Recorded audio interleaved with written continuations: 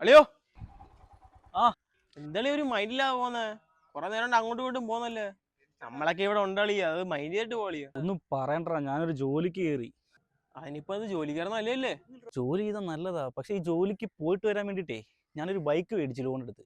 അത് കഴിഞ്ഞ് ഞാനൊരു EMI ഇട്ടിട്ട് ഫോൺ എടുത്തു. ഇത് രണ്ടും അടഞ്ഞു പോകാൻ വേണ്ടി ഞാനൊരു ചിട്ടി കയറുന്നതാ. ഇതിപ്പോ ജോലിക്ക് പോണയാണോ നല്ലത്, പോവാതിരിക്കുന്നതാണോ നല്ലത്?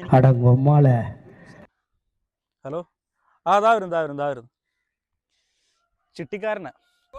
പോടാ കള്ളച്ചോറെ വെള്ളപ്പം.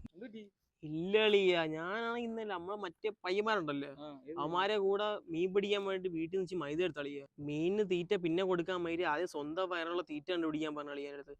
ഞാനത് കേട്ടപ്പോ ഉണ്ടളിയ ഇല്ലാണ്ടായി പോളിയ. ഈ ചെറിയ കാര്യത്തിനാണ് നീ ടെൻഷൻ അടിക്കുന്നത്.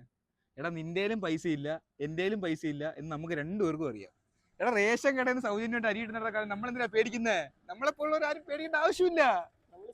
നമ്മൾ സേഫ് ചിൽ മക. അളിയാ, നാളെ തൊട്ട് ഞാനും ഉണ്ട്, ജോലി നിർത്തി. റേഷൻ ഒരാളോടായി.